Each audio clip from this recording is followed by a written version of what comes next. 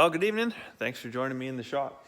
Yesterday, you probably saw me working on the John Deere mower. I'm also going to work on this one here this evening after I get the deck back in and under this one. This was a bit of a challenge, having to get the deck off and then get wrenching on these things with a broken rib. A lot of folks have asked after that, well wishes and everything, and a few folks said, well, what's it really like trying to, do all your chores and stuff with a busted up rib? Well, if you've ever seen the commercial for Flex Glue, that's a lot what it's like. If, like the guy that glues the dune buggy together, I'll throw in a clip here and you can see what I'm talking about.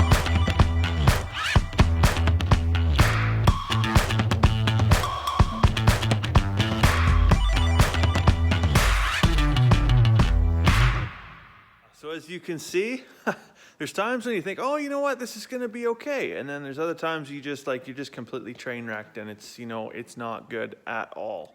Anyways, nevertheless, I gotta get this deck in under this mower and that one worked on. I wanna get these out of the shop, outside. I need this real estate for a couple of projects.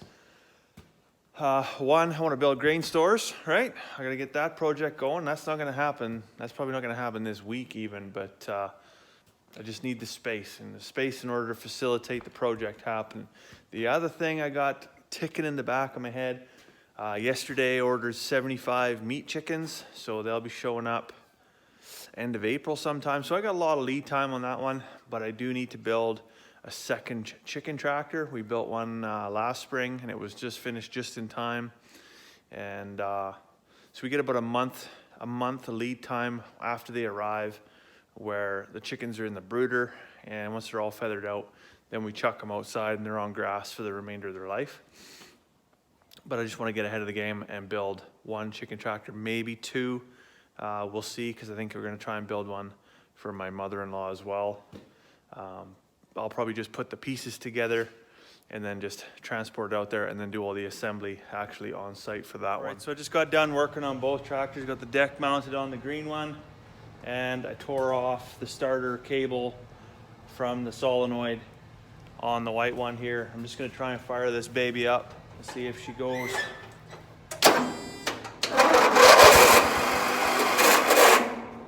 Ooh, that didn't sound that good.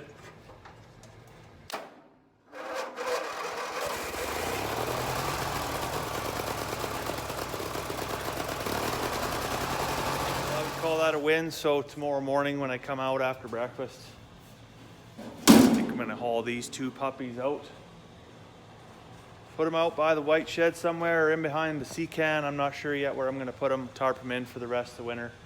Can have some floor space for so many activities to do. It's now morning time.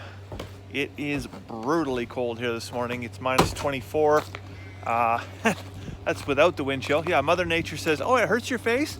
Well, let's find a way for it to hurt your face more. Let's just add wind. So with the wind chill, it's about minus 29. And so I've got the truck fired up. I won't be doing chores out of the side-by-side just because Little Miss is not gonna enjoy that this morning. So I'm gonna chuck all the buckets of grain in the back of the truck. And but first, I'm gonna get the tractor pulled out of the shop and we gotta feed a round bale to the bulls. And then, yeah, throw a little bit of grain to the sheeps there. And we'll be on with the day. So last week, Carmen was doing all the chores for me, and she come in this little blue chicken house, and she said, actually, this is the doorknob. This doorknob had broke, and while she was pulling on it, actually cut her hand. So unhappy wife, unhappy life, right? So today, I just took a couple minutes and just attached a heavy duty. This is actually for like a pull type garage door. So there's no way I could probably hook the quad to that thing. And I would just pull the screws out. I obviously wouldn't break the handle. This was like a cheaper one, like a $3 thing from the Home Hardware. It's more like a cupboard door pull as opposed to for this great big heavy door. So hopefully that's a solution that lasts a long, long time. All right, so as you know, it's Sunday. That means it's grain and mineral day for the bulls. We also usually run them out a round bale. So I'm just picking one up here now. Dump it in the feeder. They got their grain and everything already, and then we're gonna go check on our compost pile again, as we usually do every weekend.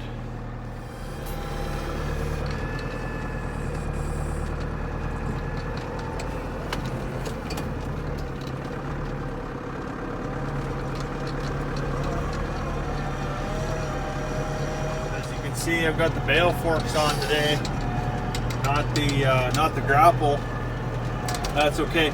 All I want to do with the compost pile today is just provide a little bit of aeration. I don't actually want to turn the pile. If I turn the pile, it's going to release a whole bunch of heat and probably be a little bit, I guess, counterproductive. All I really want to do right now is just aerate the pile somewhat, just provide a little bit more fuel to that pile. One of the biggest challenges you face when you're trying to compost here in northern Alberta is asphyxiation of your pile and it going completely anaerobic, and all that beneficial bacteria then dies off. So all I'm going to do is just inject a little bit of air into the pile, fluff it up a little bit, but keep everything pretty much in situ, and then I'll come back in a week, you know, depending on what the temperature is, and check it again. There I could just basically crumbled up a little bit of the crust and got some air into the center of the pile. There's a lot of steam coming out, so I don't want to stir it up any more than that. But I think the next time we get a Chinook out here, I'm probably going to come by with the grapple. As you can see, the pile's pretty low and spread out right now, so I'm just going to restack the pile. That's definitely one of the challenges we have, because the pile is not stored in any type of means of containment. So the cows will come and they'll root through it, dig through it, and that helps with the aeration process, but it also spreads it out. And when we're trying to have good compost and good bacterial management, especially during colder weather, we need the depth and the breadth of that pile to have some form of integrity. So I think for next year's compost pile, I'm probably going to look at some alternative options. I don't know if I really want to get into building pallets and stuff. That's good for the garden, but for on a larger scale like this, it'd be a little bit harder to manage. So we were going to just throw the buckets of grain for the pigs and the sheep in the box of the truck where it's nice and warm, but we're already out in the tractor. There's no heater in the tractor, but at least it's out of the elements. It's a lot better than the side-by-side. So I'm just going to throw the pig food on the bale forks and the sheep food on the 3-point hitch, and we'll carry on with chores.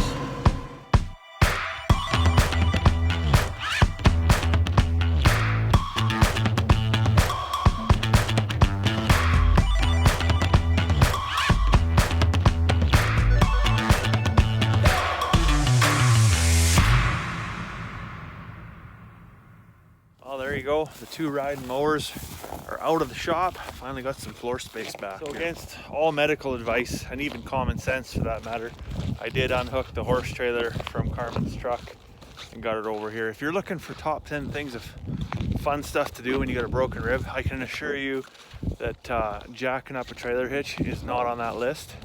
But I did notice while we were over there, one of the cotter pins slipped out of the hitch that holds that locking mechanism on, so I just got another one. We're gonna go and install it so that next time we need the trailer, it's ready to go. Okay. So there's a new cotter pin installed right here. That's what just holds this whole locking device on in place. So that's pretty critical for going down the road. We don't want to have a trailer come flying off for sure. As I mentioned, that was about as much fun as shooting myself in the foot. So I'm gonna go inside, fix up a cup of tea, maybe relax for the rest of the afternoon. So I'll let you go for now. I hope you have a fantastic day. We'll see you tomorrow.